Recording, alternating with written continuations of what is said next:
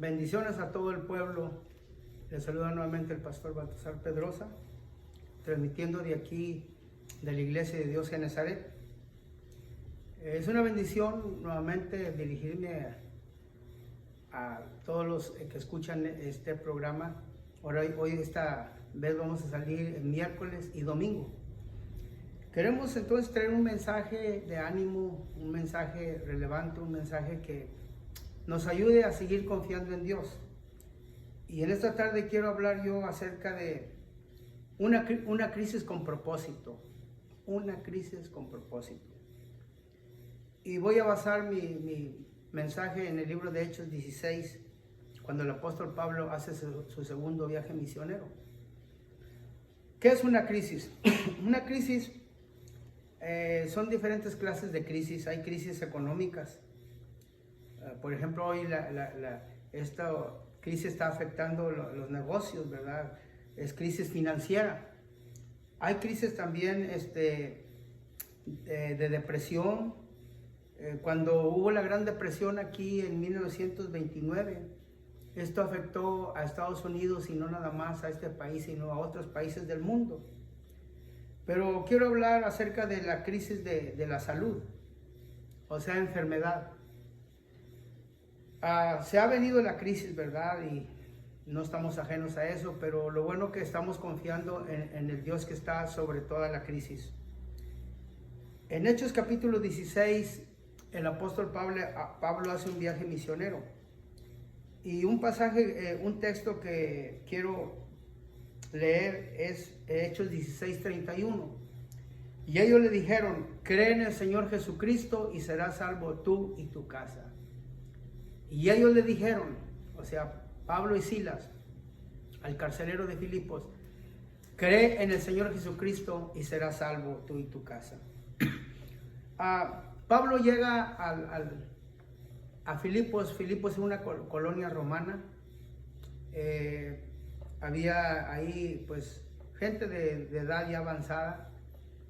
Los primeros versículos de Hechos 16 nos hablan cuando Timoteo acompaña a Pablo en este segundo viaje misionero. Timoteo era conocido en la iglesia, y cuando Pablo lo conoce en su viaje misionero lo lleva para ser su ayudante. Ellos llegan, y allá, antes de llegar a Macedonia, antes de llegar a Filipos, un varón macedonio se les presentó en visión y les dice: pasa por Macedonia y ayúdanos. Ellos iban por otro rumbo, pero el Espíritu Santo les habló a través de aquella visión que los necesitaba en Macedonia. Hoy queremos clamar y decirle al Señor: pasa por Houston y ayúdanos. Hoy queremos decir: pasa por Estados Unidos y ayúdanos. Hoy queremos decirle al Señor Jesucristo que envíe su poder maravilloso a todos los lugares del mundo, a los diferentes continentes del mundo. Hay una necesidad global. Pero aquí hay una necesidad en Filipos. Pablo escucha esta visión, mira esta visión y entiende que Dios lo necesitaba en aquel lugar. Y cuando ellos salen para aquel lugar, llegan a esa colonia romana llamada Filipos. No había lugar donde tener los cultos, no había lugar donde adorar a Dios. Pero ellos iban al río, hacían la oración, había mujeres que iban a orar también. Y ahí conoció, como sabemos la historia, a una mujer llamada Lidia, una mujer importante, una mujer económicamente bien, vendía púrpura en la ciudad de Tiatira. Y pues tuvo una bendición porque conoció el Evangelio, y entendemos que fue la primera mujer europea que conoció el Evangelio. ¡Qué privilegio tan grande! Cuando Lidia les insistió mucho a hospedarlos, ellos no querían, pero insistió, y tuvo la bendición de Lidia de tener ahí a Pablo, a Silas, a sus colaboradores. La historia nos dice que iban todos los días al río a la oración. Y la escritura nos relata que había una muchacha que tenía un espíritu de adivinación, un espíritu pitónico, un espíritu de adivino. Los que la trabajaban sacaban buen lugar, lucraban bien porque sacaban buenas ganancias. Y todos los días que iban a la oración, esta muchacha daba voces atrás de Pablo y sus colaboradores y decían: escuchen a estos hombres, son hombres de Dios. Y eso lo hizo por varios días. El relato de Hechos 16 nos dice que esto le desagradó a Pablo porque no quiso, por decirlo así, que se confundiera lo de Dios con lo del enemigo, lo de la luz con las tinieblas. No hay nada de comunión en ello. Bueno, pienso yo, si me hiciera una propaganda a mí para una campaña, pues estaba buena para una campaña. Pero eso no es agradable, ¿verdad?, delante de Dios. Y Pablo se molestó y reprendió a esa mujer que tenía ese espíritu de adivinación. Y dice la palabra de Dios que echó fuera ese demonio y salió fuera en aquel instante. Te ordeno que salgas en el nombre de Jesús. Y al instante quedó libre. Los amos que la trabajaban se molestaron porque era, por decir, su modus vivendi, era su modo de vivir. Ahora los atrapan, los agarran, los llevan a la cárcel con los magistrados y dicen: estos hombres andan alborotando la ciudad, nosotros somos ciudadanos romanos y esos traen otras costumbres, traen algo que es en contra, parafraseándolo, traen otra doctrina, traen otra enseñanza, otras costumbres o otras leyes en contra del gobierno romano. Y tarde que temprano, pues los magistrados los ponen en la cárcel. Esto sucede porque estos hombres de Dios andan predicando la palabra de Dios. El apóstol Pablo no se resistió, ni Silas. Los golpearon con varas, le rompieron su ropa y mandan al carcelero que los pongan en la cárcel de más adentro, en la cárcel de máxima seguridad. Cuando vemos este cuadro fuerte para esta crisis, podemos decir, para Pablo, ellos no se acobardaron, no se amedrentaron, no rehusaron. Estaban ahí en la cárcel, los azotaron. Por lo menos los judíos tenían una cuenta de 40 azotes menos uno, pero los romanos eran despiadados, ellos azotaban y no tenían cuenta. Están allí en la cárcel húmeda, una cárcel oscura, allá de más adentro, de máxima seguridad. Y cuando ellos están allí, no se están quejando, no están entregando sus credenciales como ministros, no están quejando con su jefe superior. Ellos a medianoche, dice la Escritura, que empezaron a adorar a Dios, a alabar el nombre del Señor Jesucristo. Empezaron a cantar alabanzas. Yo no sé qué salmos cantarían. No sé si cantaron el Salmo 23, Jehová es mi pastor y nada me faltará. ¿Qué canto cantarían? No sabemos, pero ellos cantaron alabanzas a Dios. Y estaban orando. Y los presos estaban escuchándolos. Estos hombres estaban adorando a Dios en medio de la crisis, en medio del problema. Los que estaban al lado los escuchaban y lógicamente decían: bueno, ¿estos qué les pasa? Están azotados, tienen sus pies en los cepos, en aquellos torniquetes que les ponían en sus pies. Pero ellos tenían su voz libre, su boca no estaba cerrada y ellos glorificaron a Dios en medio del problema, en medio de la crisis. Ellos adoraron a Dios. Qué hermoso es cuando se puede adorar a Dios en medio del problema. Es hermoso servirle a Dios cuando las cosas no van bien, cuando todo marcha mal. Allí es cuando el verdadero cristiano se forma y se sabe. En estos tiempos de crisis que estamos pasando por una prueba, vamos a entender y comprender las cosas mejor. Dice la palabra de Dios en Romanos 8:28 que los que aman a Dios, todas las cosas les ayudan para bien. Entonces estamos descansando en las promesas fieles y verdaderas del pueblo del Señor para su pueblo. Ellos están adorando a Dios y dice que como a la medianoche, cuando ellos cantaban y adoraban, Silas no le dijo a Pablo: oye Pablo, yo creo que el Señor se equivocó y nos mandó a un lugar equivocado. Ellos no estaban quejándose de nada. Dios nunca se equivoca. Dios hace todo correcto y los llevó allá con un propósito y estaban en esa cárcel con un propósito. Todo viene con un propósito. Cuando ellos adoran a Dios, hubo un terremoto en esa cárcel. Las rejas, las cárceles quedaron, los presos estaban libres, se habían caído las puertas de las cárceles. Y el carcelero estaba asustado y agarró una espada para quitarse la vida. Pero ellos le dijeron, no te hagas daño, aquí estamos todos. Porque el carcelero tenía que pagar con su vida. Y probablemente dijo, antes de que me corten la cabeza, yo me voy a quitar la vida. Pero ahí estaban dos siervos de Dios que estaban orando, que estaban adorando a Dios. Y le dijo, no te hagas daño, aquí estamos todos. Él, asustado, les dijo, varones, ¿qué debo de hacer para ser salvo?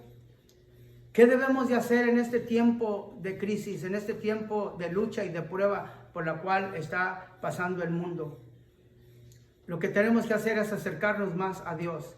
Lo que tenemos que es adorarle en espíritu y en verdad, en cuerpo, alma y espíritu. El salmista dice en el Salmo 103, bendice alma mía a Jehová y bendigan todo mi ser su santo nombre. Bendice alma mía a Jehová y no olvides ninguno de sus beneficios. Él es el que te corona de favores y misericordias, el que sacia de bien tu boca de modo que te rejuvenezcas como el águila. Cuando el salmista dice todo mi ser, está hablando todo nuestro interior, nuestro cuerpo, alma y espíritu. Todo mi ser, una versión antigua dice todas mis entrañas, o sea, todo nuestro ser. Qué hermoso es cuando en el problema podemos nosotros confiar en el Señor. Pablo y Silas están adorando a Dios y cuando el pueblo, ellos adoraron, el Señor escuchó la oración. Dios escuchó y vino y para librarlos de esa cárcel. El carcelero, entonces asustado, quería, vaya la redundancia, quitarse la vida, pero ellos le dieron el plan de salvación. Cree en el Señor Jesucristo, como diciendo, arrepiente de todos tus pecados, confiesa al Señor en tu corazón, recibe a Cristo en tu vida. Le dijeron, cree en el Señor Jesucristo y serás salvo tú y tu casa. El carcelero contento le lavó las heridas, los llevó para su casa, los puso en la mesa, lógico les puso algo de comida a ellos y se bautizó el carcelero y los de su casa. Todo obra para bien, una crisis con propósito. Él dijo, el carcelero, ¿qué debo de hacer? Hace muchos años en Monterrey, Nuevo León, explotó una refinería, donde ponían petróleo, una base, una compañía de tanques de petróleo, de gasolina. Y explotó tan fuerte que se vio en toda la ciudad de Monterrey. Nosotros vivíamos cruzando nomás el río Santa Catarina, un río que dividía la colonia San Rafael con la colonia Vicente Guerrero. Digo esto porque la gente estaba alarmada, las llamas eran tan fuertes, era la explosión tan fuerte y había un peligro grave. Mi madre, que fue una madre que siempre le sirvió al Señor, corrieron hacia ella los vecinos y le decían, oiga, doña Petrita, ¿qué vamos a hacer? ¿Qué vamos a hacer? Ellos sabían que mi mamá le servía a Dios y acudieron ahí a la esquina de la casa a buscar refugio, a preguntar, a decir, y mi madre se puso a orar por ellos y le dijo, sírvanle al Señor, entréguese al Señor. ¿Qué vamos a hacer en estos tiempos difíciles de lucha y de prueba? Vamos a clamar al Dios Todopoderoso, vamos a alzar nuestras manos al cielo y clamar que el Señor tenga misericordia. La palabra de Dios dice, Dios tenga misericordia de nosotros y nos bendiga, haga resplandecer su rostro sobre nosotros. Jeremías en su libro de Lamentaciones, en el capítulo 3, de los versos 22 en adelante, dice que es por la misericordia de Jehová que no hemos sido consumidos, porque nunca decayeron sus misericordias, nuevas son cada mañana y grande es su fidelidad. Es por la misericordia de Dios que estamos todavía aquí. ¿Qué sucede cuando viene la lucha y la prueba en nuestra vida, cuando viene un problema grandísimo que no podemos resolver, cuando viene una enfermedad gravísima, una enfermedad que no te dan esperanza los doctores, algo fuerte, una enfermedad de mucha fuerza. Esto nos ayuda cuando nos levantamos nuevamente y podemos nosotros mirar las cosas de una perspectiva mejor. Ahora podemos visualizar las cosas de otra manera. Ahora podemos nosotros decirle al Señor, gracias por la prueba que he pasado, porque ahora soy más fuerte, porque ahora puedo ayudar a otros, porque ahora podemos aconsejar a otros que están pasando por el mismo problema. Entrega tu vida a Cristo Jesús, sírvele a Dios. La gente está asustada con esta enfermedad que está azotando. En las guerras pasadas, la Primera y Segunda Guerra Mundial, hubo mucha gente que ha muerto. No quisiera entrar mucho en detalles, quizás en otra ocasión nos metemos en esos detalles de la historia de la iglesia cristiana, del holocausto judío o de tantos millones de gente que ha muerto de una sola nación. Pero hoy quiero quedar hasta allí y decirles que vamos a confiar en el Señor, que vamos a unirnos, que vamos a clamar al Señor y vamos a seguir orando, vamos a seguir en cadena de oración. Pablo y Silas, Timoteo, ellos iban al río a orar. No había un templo, no había un lugar. Hoy en día, probablemente uno de mis mensajes que pase, lo voy a hacer en la yarda o abajo del árbol. ¿Por qué? Nosotros somos el templo de Dios. Nosotros somos morada del Espíritu Santo. Las 4 paredes son 4 paredes de este edificio, pero nosotros somos el templo del Dios viviente. Somos la iglesia donde quiera que vayamos. Pablo y sus colaboradores no tenían dónde adorar a Dios. Pues vamos a adorar a Dios en esta ocasión, en la yarda, en la casa, abajo de un árbol, donde haya oportunidad. No vamos a parar, no nos va a detener, y la visión 2020 de este año 2020 va a continuar cuando pase toda esta crisis. Dios los bendiga grandemente, les amo en el amor del Señor y nos vemos en el siguiente programa. Amén.